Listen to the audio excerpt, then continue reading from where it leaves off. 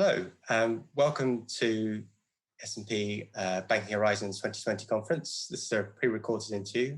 My name is Giles Edwards and I'm a sector lead for European banks based in London. And I'm delighted to be joined today by Nicolas Veron, Verisea academic, seasoned market observer, blogger, author, in his roles as senior fellow with the European think tank Bruegel. And at the Peterson Institute for International Economics. Thank you, Nicola, for your time today. Given your broad range of interests, there is so much we could talk about. But I'd like to center today on a number of topics linked to the policy environment in Europe. Some are directly relevant to the European banking industry as it wrestles with the pandemic-afflicted environment. Others are a bit sort of longer term, but ultimately, investors, banks themselves should obviously continue to have an eye on the long term as they deal with the short-term pressures. So on to the questions. I think we could start first with perhaps the European policy response, because it sets maybe a good frame. I think the policy response has been sort of undoubtedly impressive. There have been, I think, many bazookas in terms of fiscal firepower been deployed in support of the economies and banks since March. Arguably, the biggest of those has been sort of the European Recovery Fund, or the package of 750 billion euro of commonly issued debt, first for the Eurozone, which a huge element is actually in grant format. Perhaps you could start us off by offering your views on how investors should see that programme, and perhaps the broader context of Next Generation EU.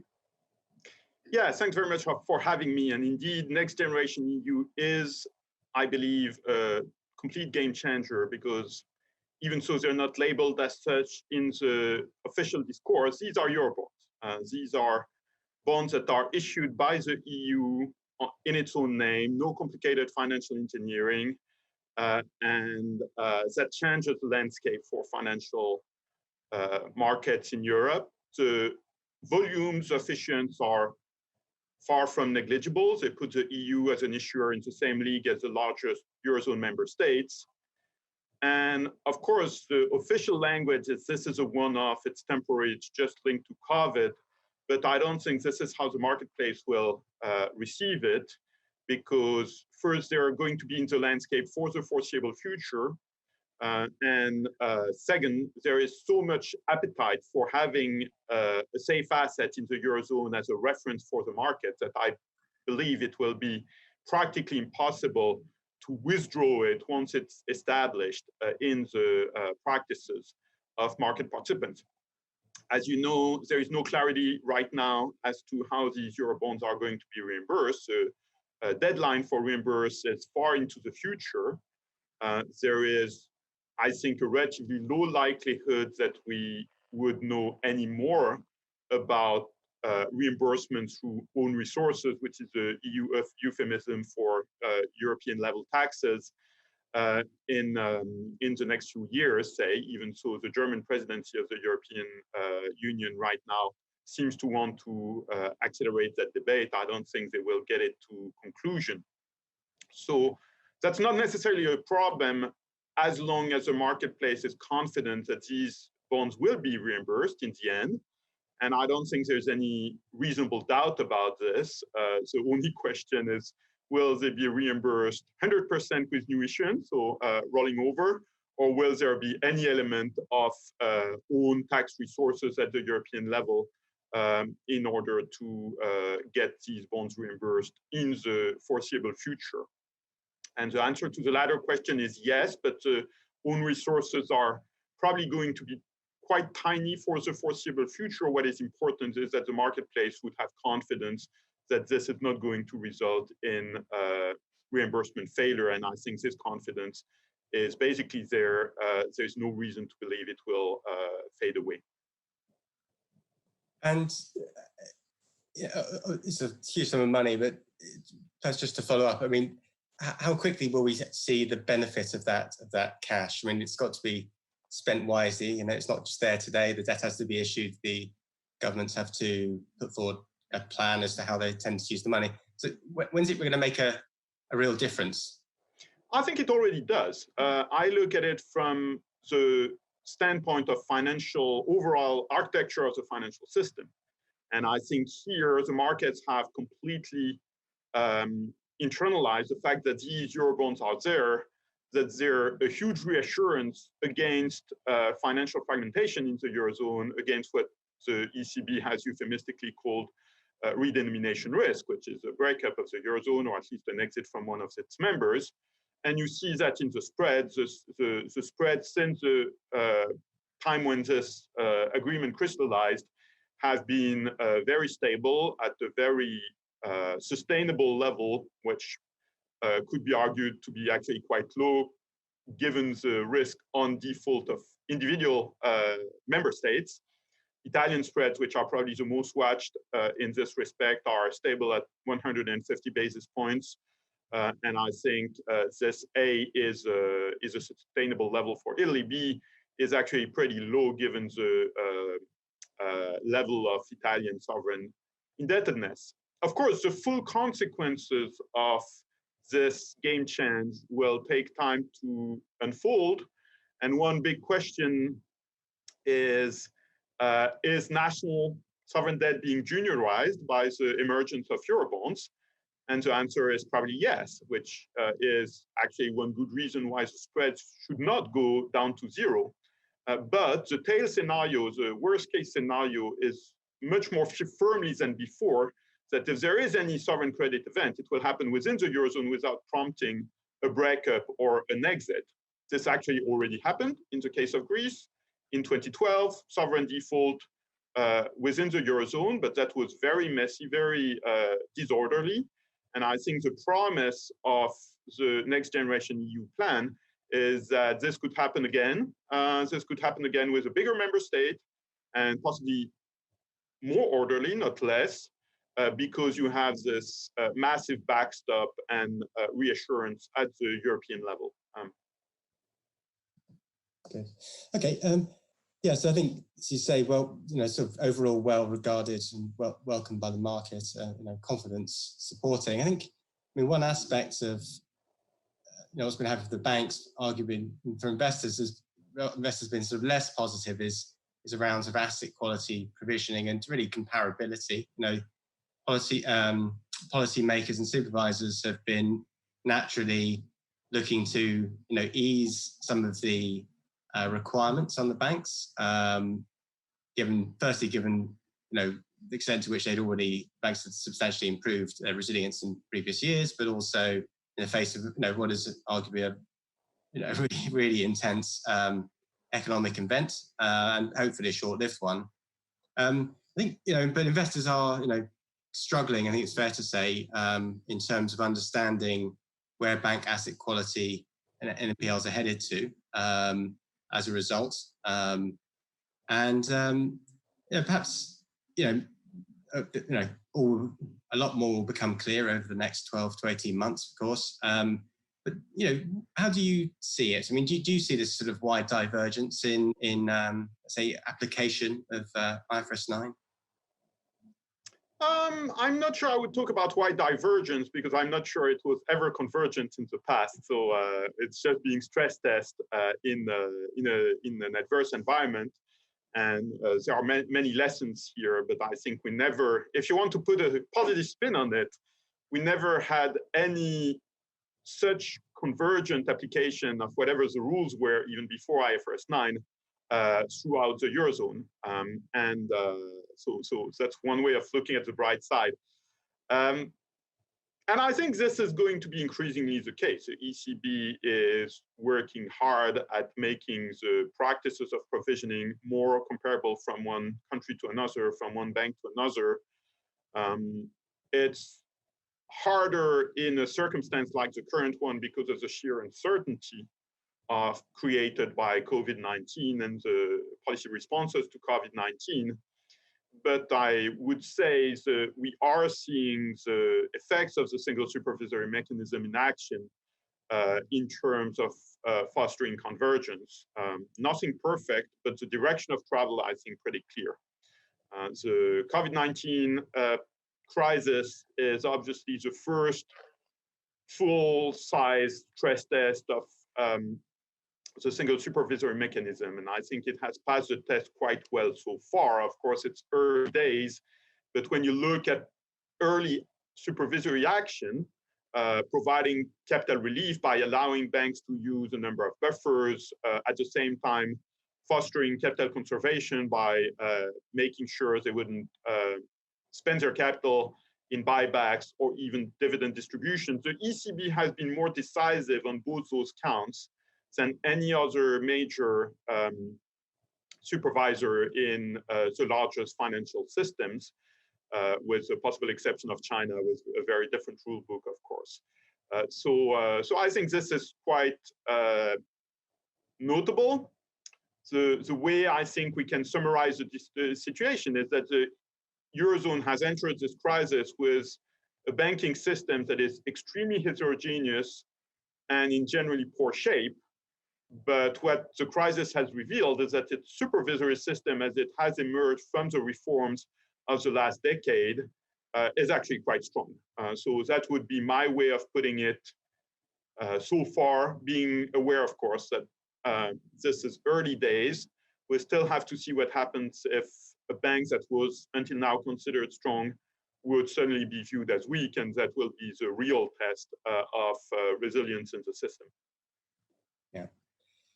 It sounds like you're a bit more glass half full than half empty in terms of the progress that's been made. Certainly in terms of supervision, I think where we have weaknesses is in terms of crisis management and resolution. And here I would not view the glass as half full. Okay. But maybe we'll come to that. Yeah, cool. We'll come on to that shortly.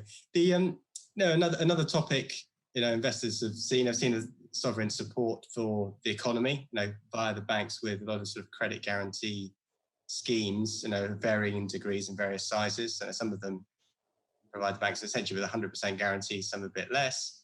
Arguably, they have helped to keep the show on the road, to keep the credit moving into the economy. But the day of reckoning ultimately will come when as fiscal support measures start coming off. Not all of those creditors will be able to repay, arguably. So, what perhaps you can just sort of remind us on some of the the nature of some of these schemes, and when do you think we'll know the extent to which these these contingent liabilities for the governments are actually going to significantly turn into credit losses, essentially? Right. I mean, the credit support schemes are predominantly in the form of loan guarantees.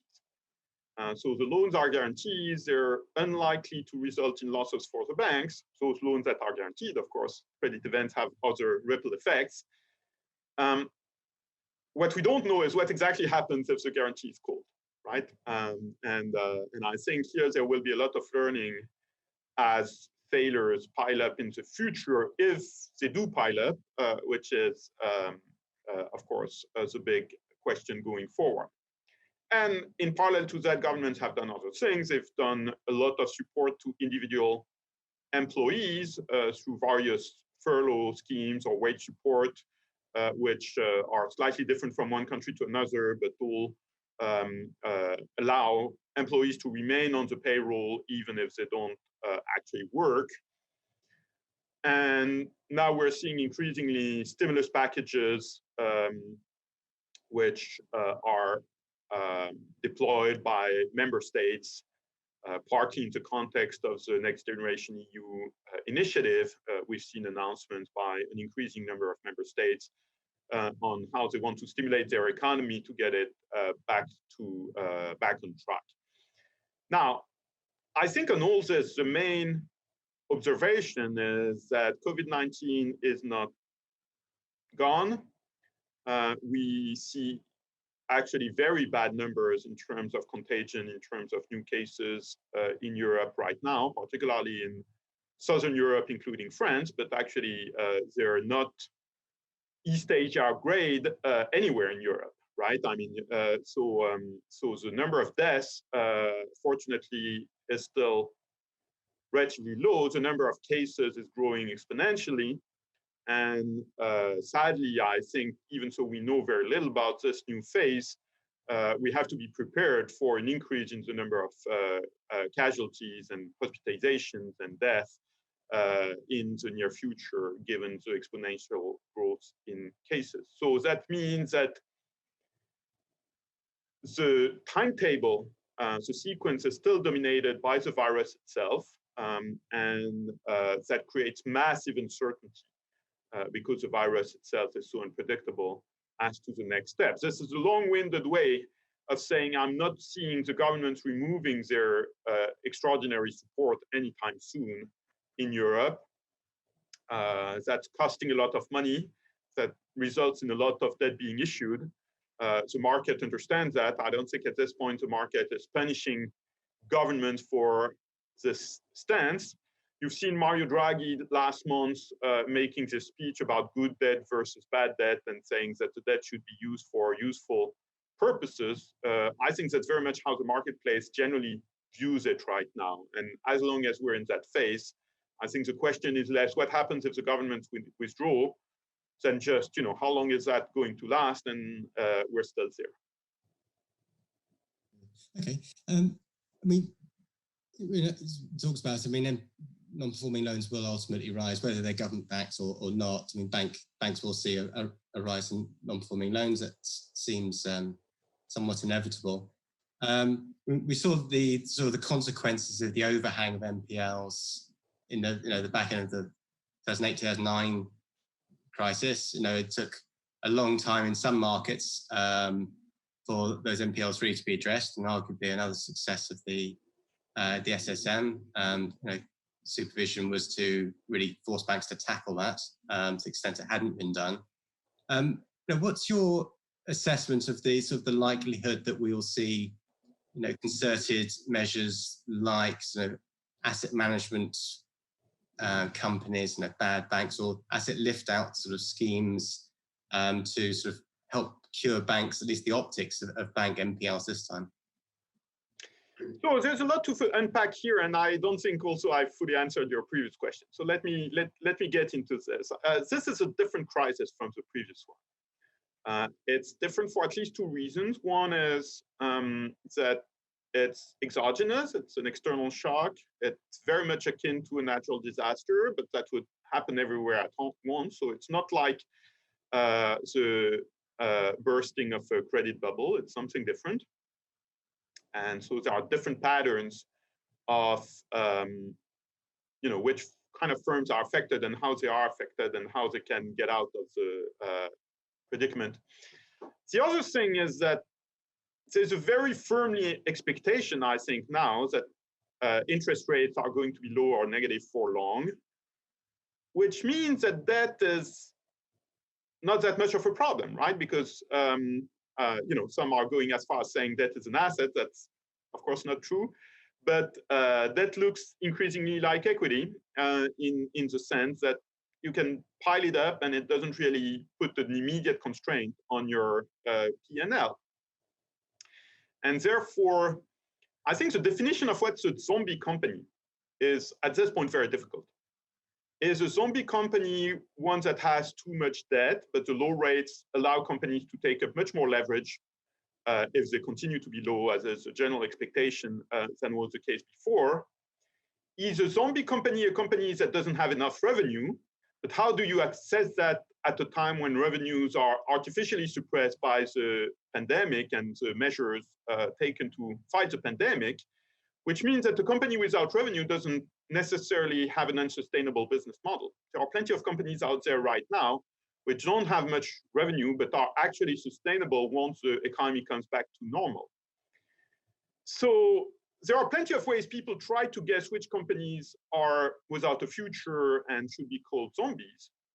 But if you think of the label as something substantial, of zombies really meaning they will not come back to normal life, this at this point is extraordinarily difficult to assess. And therefore, the cautious stance of saying, well, it's too early to make a conclusion and declare a company dead is, I think, apt both for managers and for creditors. and for public authorities. That's why we're, in my view, very far from the day of reckoning when those companies that don't have a future have to fail, because it's extraordinarily difficult to assess when that moment comes, and in the meantime, governments will support, and they're right to support. So this is really difficult. Now, if we were to enter a situation where it would become clear that there's massive additional damage to the economy and companies that are going to fail no matter what, then you would have the question on whether the current capital levels of the banks are high enough to sustain the corresponding losses. We're not in that phase yet. I think those people who look at market prices of bank equity to assess which banks need more capital, the S-risk approach and things like that, I think that gives you useful data points, but not a prompt for policy action and declaring those banks practically undercapitalized, let alone failing or likely to fail. If that moment were to come, then you would have a range of possible tools: resolution, in less dire cases, public recapitalization, in even less dire cases, asset relief.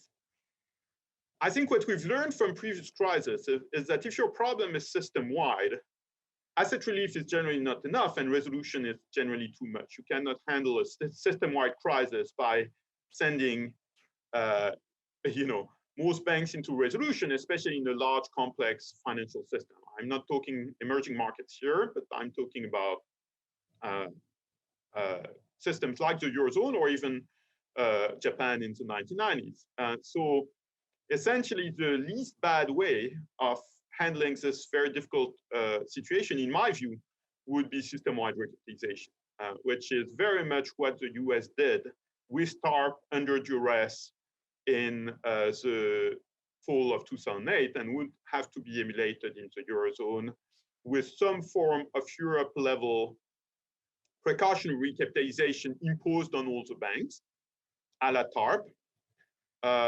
No problem with the legal framework, because precautionary recapitalization is defined in the Bank Recovery and Resolution Directive, and it wouldn't trigger bail-in or even burden sharing under the current stance for state aid control, as was updated in March.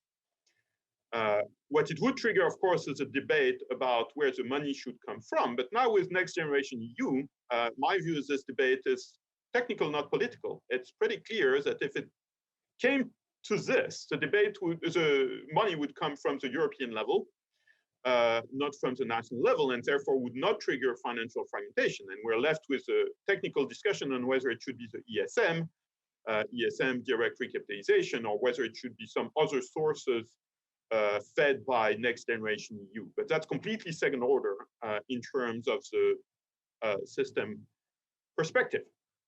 Now, I'm not saying this would be an easy discussion. It wouldn't. There would be many debates in the Bundestag, in the Netherlands, what have you. But I think the eventual outcome, should we come to that diagnosis of system-wide fragility, is not very much in doubt. And the intermediary step of doing asset relief may be attempted in the meantime, but we know from previous experience that it's not going to achieve much anyway, because that's what basically every crisis in the playbook tells you. So I think that's where we are. It's too early to move towards system-wide precautionary recapitalization, but the good news is, should that situation come up, thanks to Next Generation EU, there is relatively little doubt that this would be done at the European, not national level, and therefore not endanger the banking union even as the halfway house it currently is. Yeah, I mean, thank you, Nicola, for those insights. I think perhaps towards the end we could talk about the future. Banks have to have their eye on what might happen to capital requirements, might happen to banking markets in the future beyond COVID. Policymakers have said that some of these temporary relaxations are indeed temporary and they will at some point be put back. How do you think that that's playing out on bank management team minds today, and how do you see it going forward? Well, a couple of things on that. First, the COVID-19 episode has spectacularly vindicated Basel III, and especially the capital and leverage pieces of Basel III. So thanks God we had them. It would have been really a problem if we had been in a Basel II world entering COVID instead of Basel III. And that also means a lot of special pleading, past and present, by the banking industry to lower capital requirements temporarily or permanently should be dismissed. And I think that's the mindset of the authorities. So the authorities will bring capital requirements back to their previous levels. They also will be very cautious. This is not happening now, where COVID-19 is still with us. And I don't think that ramping up of requirements back to their desired level will be done prematurely. I think in a way, the bigger issue is the one of restructuring and consolidation of the banking sector. Everybody knows that the Eurozone banking sector entered this crisis in poor shape with unsustainable business models, too many banks, costs that are too high, not enough embracing of IT, not to mention other issues. And therefore, there is a need for a lot of industry restructuring in the banking sector in the Eurozone, which was evident before COVID-19 and is even more evident now. That's probably why, to my surprise, COVID-19 has been triggering, not delaying consolidation, which I think most observers of the system agree is overdue. And the consensus had been growing in the marketplace about this in 2019. But there was a pessimistic view, which I was tempted to have at the beginning of the pandemic, that the uncertainty created by the virus would delay that consolidation. And what is apparently happening, judging with the recent deals, UBI, Bankia, and a lot of market chatter, is that actually the pandemic is getting the industry to finally face this obligation to consolidate and get their act together. Of course, it will happen in fits and starts, and we know from previous phases of consolidation that it's not a linear process, but it seems to be finally happening in the Eurozone, which I think is good news, which the authorities, particularly the ECB, will encourage. They will encourage deals inside countries, even more so on a cross-border basis, even so we know that's more complex. But I think this is now the big agenda. So I think it's going to be, in a way, consolidation first and regulatory requirements going back to normal later, rather than the other way around. Great. Well, yeah, I think we too thought there may be a long pause while COVID played out, while bank management teams were busy dealing with the crisis rather than perhaps the future. I think maybe that is not happening. They're able to do both things at once, and then actually it's forcing some hard decisions already for some bank management teams.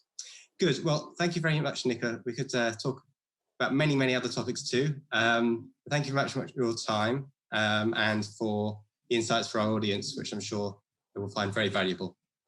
Thanks again. Thanks for having me.